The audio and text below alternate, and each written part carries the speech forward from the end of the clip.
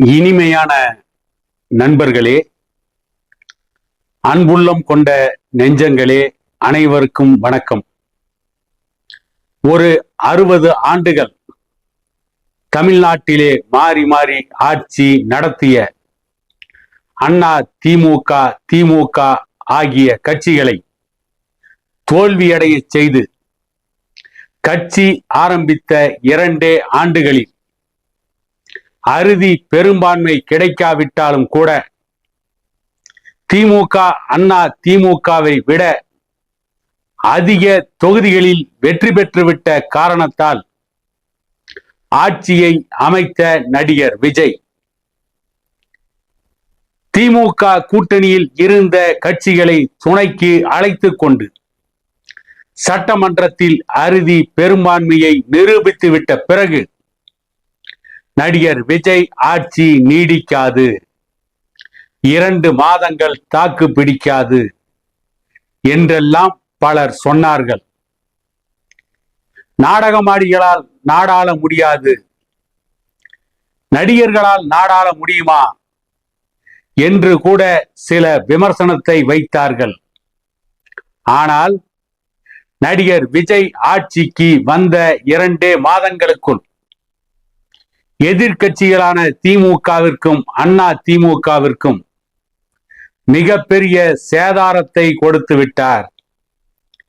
திமுக அண்ணா திமுக ஆகிய 2 கட்சிகளின் கண்களிலும் விரலை விட்டு ஆட்டிவிட்டார். புதிதாக ஆட்சிக்கு வந்தார்கள். இவர்களுடைய அமைச்சர்களுக்கு நிர்வாகம் தெரியாது. இவர்களுடைய அமைச்சர்களுக்கு அவர்கள் பொறுப்பு வகிக்கின்ற இலாக்காவை பற்றிய எதுவும் தெரியாது. சினிமாவில் விசிலடிச்சான் குஞ்சிகளாக இந்த அமைச்சர்கள் சினிமாவை பார்த்துவிட்டு விசிலடிச்சான் குஞ்சிகளாக இருந்தவர்கள் இவர்களால் ஆட்சியை நடத்த முடியுமா என்றெல்லாம் கேட்டார்கள். ஆனால் அதையும் தாண்டி இன்றைக்கு பாசிட்டிவ் எனர்ஜியுடன் நடிகர் விஜய் ஆட்சி வேகமாக முன்னேறி கொண்டிருக்கிறது. அவர்கள் எடுத்து வைத்திருக்கின்ற திட்டங்கள் தமிழக மக்கள் மத்தியில் பெரிய வரவேற்பை பெற்றுக் கொண்டு இருக்கிறது. ஆனால் எந்த திட்டங்களை அவர்கள் அறிமுகப்படுத்தினார்கள் என்பதுதான் தெரியாமல் இன்று வரை பலரும் தேடிக்கொண்டிருக்கிறார்கள். அது வேறு. அதே நேரத்தில் கடந்த திமுக அண்ணா திமுக ஆட்சிகளில் நடைபெற்ற ஊழல்களை பற்றி தோண்டி துருவி விசாரித்து அந்த முன்னாள் அமைச்சர்களுக்கு கிளியை ஏற்படுத்தி இருக்கிறார்கள். அவர்களுக்கு அச்சத்தை கொடுத்திருக்கிறார்கள். ஆகவே இனி திமுகவும் அண்ணா திமுகவும் நடிகர் விஜய் ஆட்சியை, தமிழக வெற்றி கழக ஆட்சியை எதிர்ப்பதை விட்டுவிட்டு தற்காப்பு நடவடிக்கையில் தான் ஈடுபட வேண்டும் என்று ஒரு ஊடகத்தில் செய்தி வெளியாகி இருக்கிறது. இப்படிப்பட்ட செய்திகள் தினந்தோறும் தமிழக வெற்றி கழக கட்சியின் தரப்பிலிருந்தும் தமிழக வெற்றி கழக ஆட்சி அமைப்பிலிருந்தும் திட்டமிட்டு பரப்பப்படுகிறது. சில ஊடகங்களுக்கு இப்படிப்பட்ட செய்தியை வெளியிட சொல்லி சரியான கவனிப்புகள் நடந்து கொண்டிருக்கிறது. ஆனால் இந்த ஊடகங்கள் வெளியிட்ட செய்தியில் ஏதேனும் சிறிதளவாவது உண்மை இருக்கிறதா என்று கேட்டால் சுத்தமாக இல்லை. தமிழக வெற்றி கழக ஆட்சி தமிழ்நாட்டிலே வந்ததற்கு பிறகு இவர்கள் திமுக அண்ணா திமுகவை சார்ந்த முன்னாள் அமைச்சர்கள் மீது ஊழல் குற்றச்சாட்டுக்களை சுமத்தி கொண்டிருக்கிறார்கள். வருமான வரித்துறை சோதனை நடத்தி கொண்டிருக்கிறார்கள். ஏற்கனவே திமுகவின் முன்னாள் அமைச்சர் செந்தில் பாலாஜி மீது நடவடிக்கை எடுக்க எவ்வளவோ முயற்சி செய்து அதிலே தோற்றுவிட்டார்கள். அவரை எப்படியும் கைது செய்து சிறையில் அடைத்துவிட்டு அதன் மூலம் திமுகவின் முன்னாள் அமைச்சர்களை மிரட்டி பணிய வைத்து தமிழக வெற்றி கழகத்தில் இணைத்து விடலாம் என்று நினைத்தார்கள். அது பகல் கனவானது. அதற்கு முன்பே திமுகவின் முன்னாள் அமைச்சர், தற்போதைய சட்டமன்ற உறுப்பினர் அனிதா ராதாகிருஷ்ணனை கைது செய்தார்கள். கைது செய்த கொஞ்ச நேரத்தில் நீதிமன்றம் அவரை விடுவித்தது. தமிழக வெற்றி கழகம் திட்டமிட்டு எடுத்த கைது நடவடிக்கை ஆரம்பத்திலேயே தோல்வியடைந்தது. திமுகவின் முன்னாள் அமைச்சர் ஏவா வேலு சிங்கப்பூர் தப்பி சென்று விட்டார் என்றெல்லாம் கதை கட்டினார்கள். அவர் மீது நடவடிக்கை எடுக்க முயற்சி செய்தார்கள்.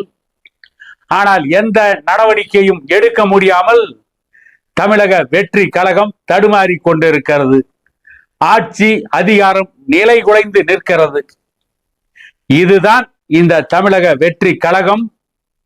எதிர்கட்சியாக இருக்கின்ற திமுக, அண்ணா திமுக ஆகிய கட்சிகளை நோக்கி வீசிய அஸ்திரங்கள் அனைத்தும் போன வேகத்தில் சுக்கு நூறானது அல்லது திரும்பி வந்து தமிழக வெற்றி கழகத்தை தாக்குகிறது. நிலைமை இவ்வாறு இருக்க, ஊழல் செய்த முன்னாள் அமைச்சர்கள் மீது கடுமையான நடவடிக்கையை எடுக்க போகிறார் நடிகர் விஜய் என்று இந்த ஊடகங்களும் தமிழக வெற்றி கழகத்தின் அமைச்சர்களும் இல்லாத கட்டு கதைகளை விட்டு கொண்டிருக்கிறார்கள். இவர்களால் யார் மீதும் எந்த நடவடிக்கையும் எடுக்க முடியவில்லை. ஏனென்று கேட்டால் இவர்களுக்கு நிர்வாகம் தெரியவில்லை என்பதுதான் இன்றளவில் இருக்கின்ற உண்மை. ஆனால் நடிகர் விஜய் அரசுக்கு முரட்டுத்தனமாக முட்டு கொடுக்க வேண்டும். நடிகர் விஜய் அரசை பாராட்ட வேண்டும். நடிகர் விஜய் அரசு உலக புகழ் பெற்று விட்டது என்று ஒரு செய்தியை மக்கள் மத்தியிலே பரப்ப வேண்டும் என்பதற்காகவே திட்டமிட்டு இந்த ஊடகங்கள் இப்படி பொய்யான செய்திகளை பரப்பிக் கொண்டிருக்கிறது. தமிழக அரசு, இன்றைய விஜய் அரசு மக்கள் நல திட்டங்களை தீட்டுவதில் ஆர்வம் காட்டுகிறது. அப்படி என்ன திட்டம் தாயா தீட்டினாங்க?